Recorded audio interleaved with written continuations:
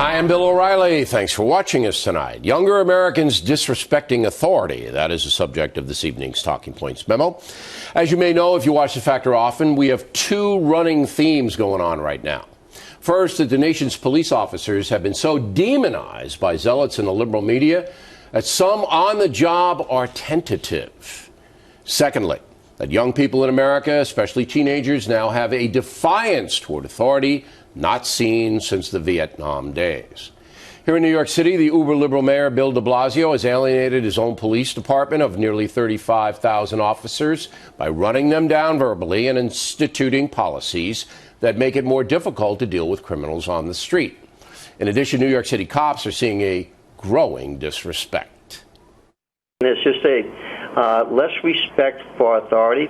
I think some of it's coming out of the fact that we have so many home environments in this country that are not home environments in the traditional sense, that there's no direction at home.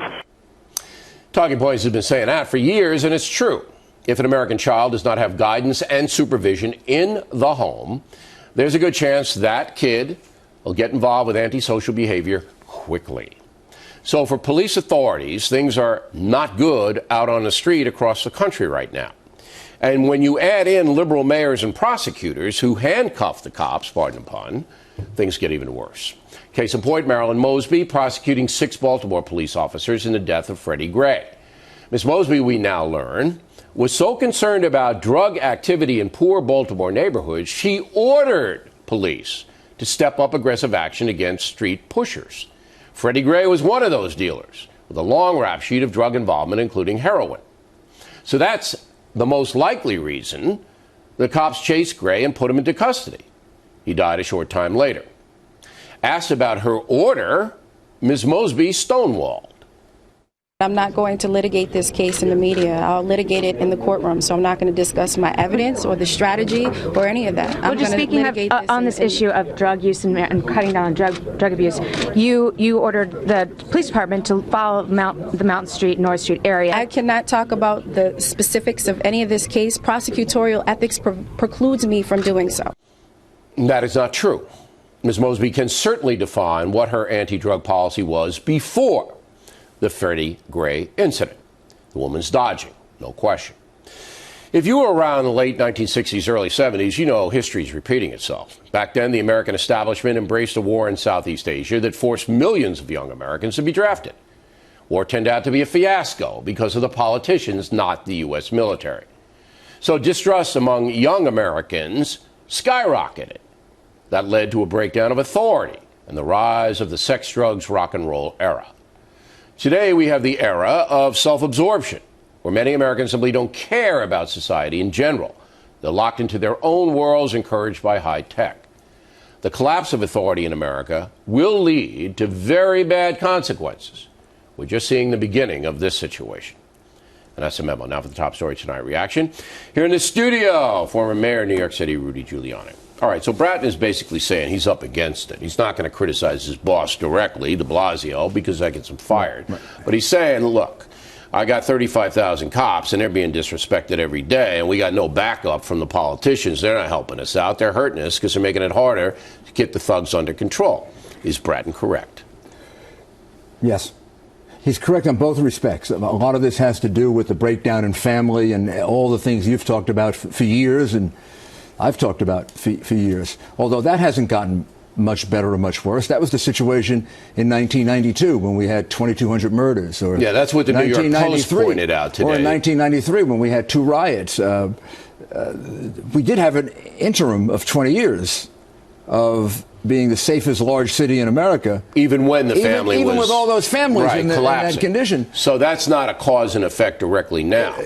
But you are seeing in the public school systems across the country increased assaults on teachers physically and everything else, authority breaking down. There is no one that believes more strongly you have to deal with this 2 ways. Strong law enforcement and rebuilt social institutions. And mostly we can do it through the schools. But then these politicians, like the ones in Baltimore who came out and said, oh, the conditions here in Baltimore are terrible. They're responsible for the conditions in Baltimore. Yeah, been in power 20 years. So why aren't they in favor of vouchers? Why aren't they in favor of charter schools? Why don't they go up against the teachers union and require pay for performance so that children can get a good education?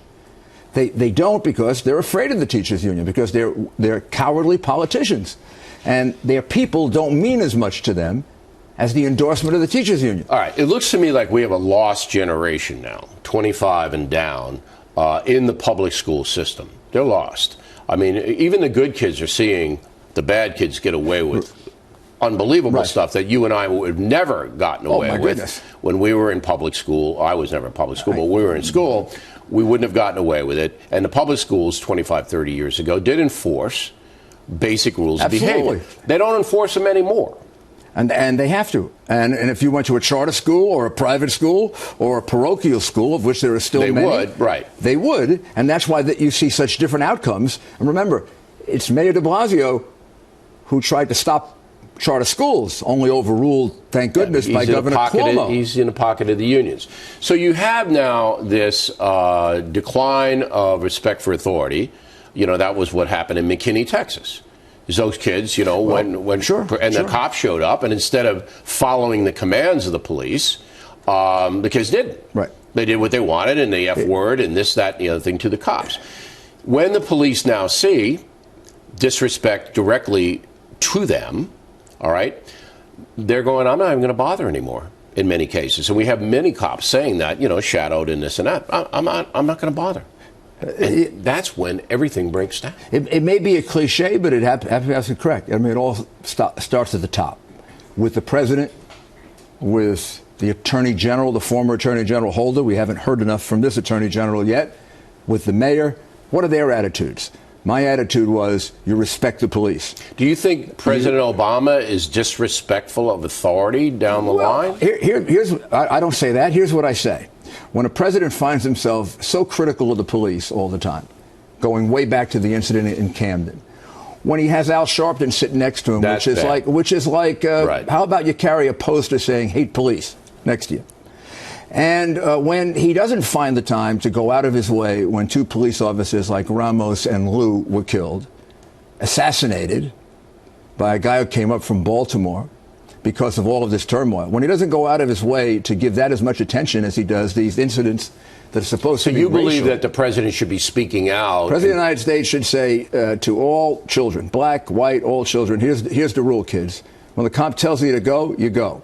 You say, yes, sir, no, sir. Yes, police officer, no, police officer. And he hasn't done that. You don't disrespect a police officer. He's a symbol of authority. He's putting his life at risk for you. You owe him respect. So what you're saying is that the leadership on both the federal, state, and local level here in America, not everywhere, but in many, many places, has collapsed. Yeah, I brought crime down 59%.